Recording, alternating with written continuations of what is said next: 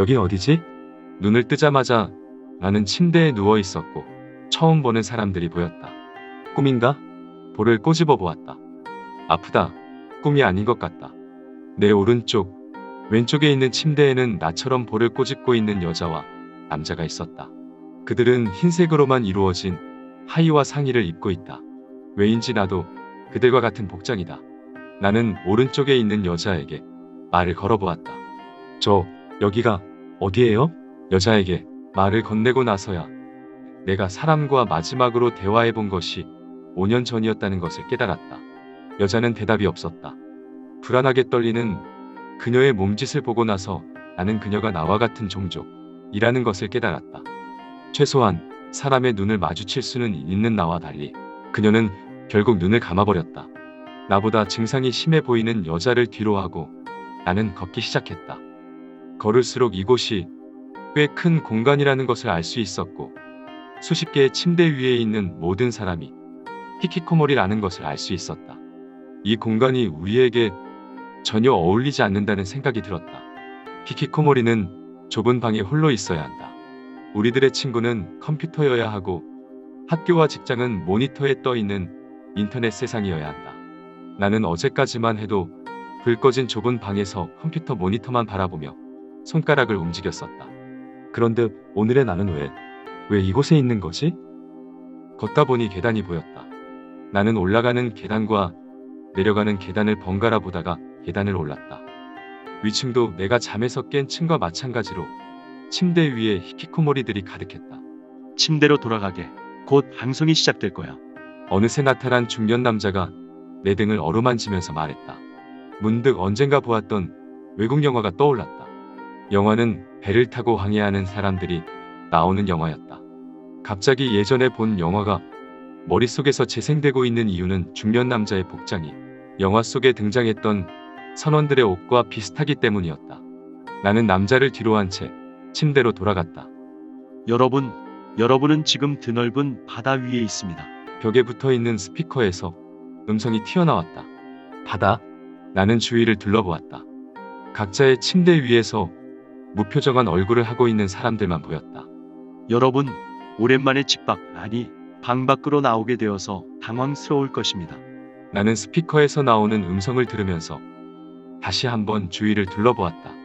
여전히 무표정한 사람들의 얼굴을 보자마자 내 표정이 궁금해졌다. 하지만 표정을 알 길이 없었다. 내가 나를 마지막으로 보았던 게 언제인지 생각해 보았다. 아마 3년 정도 전, 내 방에 있는 거울을 깨뜨리기 직전. 그때 잠깐 본 것이 내가 나를 마지막으로 본 날이란 것이 기억났다. 하지만 그때 내가 어떤 표정을 하고 있었는지는 잘 기억나지 않았다. 나는 꼴도 보기 싫은 내 얼굴이 기억날까봐 급히 생각하는 것을 멈췄다. 여러분, 모두 일어나서 걸어주세요. 그리고 계단을 내려와 주세요. 부탁드립니다. 스피커에서 튀어나온 목소리는 간절해 보였다. 하지만 사람들은 여전히 무표정했다. 수많은 사람 중 몇 명만이 계단 방향으로 걷고 있었다. 나는 우리가 지금 드넓은 바다 위에 있다는 사실이 진실인지 거짓인지 궁금해서 계단 방향으로 걸었다. 정말 오랜만에 느끼는 호기심이었다. 어딘가로 내려가는 계단을 밟으면 밟을수록 코끝에 바다 냄새가 났다. 더 이상 내려갈 계단이 없었을 때 눈에 보인 것은 드넓은 바다였다. 나는 거대한 배 위에서 드넓은 바다를 항해 중이었다. 여러분, 내려와 줘서 고맙습니다. 정말 넓은 바다죠. 스피커에서 나왔던 음성과 똑같은 음성으로 중년 남자가 말했다. 우리가 왜 여기에 있는 건가요? 나는 용기 내 중년 남자에게 질문했다. 남자는 항해의 끝에 질문에 답이 있을 거라고 말했다. 하루하루 별다른 것 없는 생활을 지속하던 나에게 있어서 무언가 시작되어야 발생하게 되는 끝이란 단어는 너무나 생소했다. 내 눈앞에는 끝이 보이지 않을 만큼 넓은 바다가 있었다.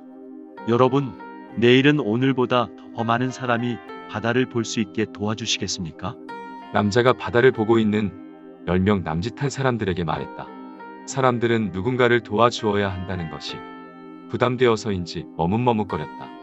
여러분, 너무 부담 갖지 않으셔도 됩니다. 그저 여러분의 침대 양옆에 있는 사람들에게 같이 바다를 보러 가자고 말하기만 하면 됩니다. 침대로 돌아온 나는 중년 남자의 말대로 양옆에 있는 사람들에게 바다를 보러 가자고 말했다. 내 오른쪽에 있는 여자는 대답이 없었고 내 왼쪽에 있는 아저씨는 조금 흥미가 생겼는지 나에게 이것저것을 물었다. 그는 질문했고 나는 대답했다. 나는 질문했고 그는 대답했다. 잠시 후 아저씨는 침대에서 일어나 바다를 보러 갔다. 하루하루 시간이 지날수록 침대를 벗어나 바다를 보러 가는 사람들이 많아졌다. 중년 남자는 바다를 보러 나온 사람들에게 언제나 여러분, 너무 부담 갖지 않으셔도 됩니다. 그저 여러분 침대 양옆에 있는 사람들에게 같이 바다를 보러 가자고 말하기만 하면 됩니다. 라고 말했다.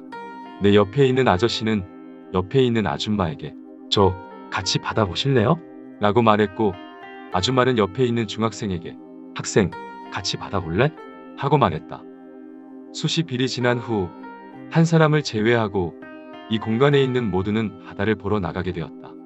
모두가 바다를 보고 있을 시간 나는 내 왼쪽에 있는 침대 위에서 눈을 감고 있는 여자에게 말했다. 어제는 바다에서 돌고래 떼를 봤어요. 다음날 이 공간에 있는 모든 사람이 바다를 보러 나갔다. 나는 내 옆에 있는 여자에게 말했다. 어제는 날씨가 좀 흐려서 그런지 바다색이 좀 어두웠어요. 다음날 이 공간에 있는 모든 사람이 바다를 보러 나갔다. 나는 내 옆에 있는 여자를 보았다. 여자는 나를 보고 있었다. 이곳에 온 이후로 그녀의 눈을 처음 보았다. 나는 그녀의 눈을 보면서 어제 바다에서 보았던 것을 말해주었다. 왜 나를 포기하지 않나요? 며칠이나 말을 걸어도 저는 바다를 보러 가지 않잖아요.